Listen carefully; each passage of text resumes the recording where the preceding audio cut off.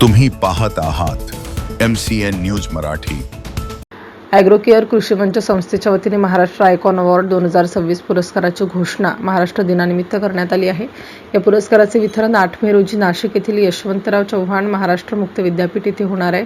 या सोहळ्यात भारत सरकारकडून पद्मश्री व महाराष्ट्र राज्याचा वनभूषण पुरस्कार प्राप्त चैत्राम पवार, यशवंतराव चव्हाण महाराष्ट्र मुक्त विद्यापीठाचे कुलगुरू प्राध्यापक संजीव सोनवणे, निवृत्त संचालक फलोत्पादन डॉ. कैलास मोते, जिल्हा अधीक्षक कृषी अधिकारी रवींद्र माने, प्रकल्प संचालक आत्मा अभिमन्यू काशीद तसेच संस्थापक अध्यक्ष भूषण निकम यांच्या हस्ते पुरस्कार वितरण करण्यात येणार आहे।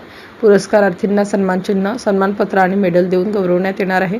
जिल्ह्यातील आत्महत्याग्रस्त शेतकरी कुटुंबातील मुलांच्या शिक्षण व संगोपनासाठी तसेच गरीब व गरजू विद्यार्थ्यांच्या शिक्षणासाठी अन्नधान्य व शालेय साहित्य घेण्यासाठी 3 लाख रुपयांचा धनादेश वितरित करण्यात येणार आहे।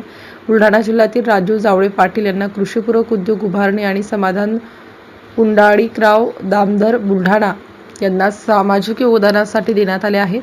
हे दोन्ही पुरस्कार प्राप्त तरुण डॉ. पंजाबराव देशमुख कृषी विद्यापीठाचे कृषी पदवीधारक असून दोघांचीही MBAचे व्यावसायिक क्षेत्रातील पदव्युत्तर शिक्षण घेतलेले आहे। तर याच्या शैक्षणिक आणि व्यावसायिक प्रवासाने जिल्ह्यातील तरुण कृषी पदवीधारकांना निश्चितच प्रेरणा मिळणार आहे।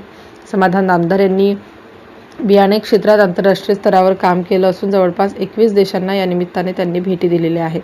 आपली उच्चपदस्थ नोकरी सोडून त्यांनी ग्रामीण भागात रोजगार निर्मितीकरिता उद्योग उभारणी व समाजसेवेचा मार्ग निवडला असून जळगाव जामोदसारख्या दुर्गम भागामध्ये राहणाऱ्या शेवटच्या घटकापर्यंत शिक्षण पोहोचावे यासाठी त्यांनी सातत्याने प्रयत्न केला आहे। विराट बहुउद्देशीय संस्थेच्या माध्यमातून शैक्षणिक संस्था असेल, जामोद येथे अभ्यासिका असतील यांसारखे उपक्रम सुरू केले। त्यांनी आदिवासी भागात जाऊन तेथील दुर्लक्षित लोकांच्या शिक्षण व आरोग्यासाठी भरीव काम केलं। तसेच Pooja mall, green stone seeds private लिमिटेडच्या माध्यमातून मोठ्या प्रमाणावर रोजगार निर्माण केला आहे। नव्याने होऊ घातलेल्या त्यांचा नागवेली दूध उत्पादक व प्रक्रिया फेडरेशन या उद्योगाने जळगाव जामोद तालुक्यात मोठ्या प्रमाणात दूध व दुग्ध पदार्थ निर्मिती होणार असून या माध्यमातून परिसरातील शेतकऱ्यांना तर फायदा होणारच आहे, त्याशिवाय रोजगारही मोठ्या प्रमाणावर निर्माण होणार आहे।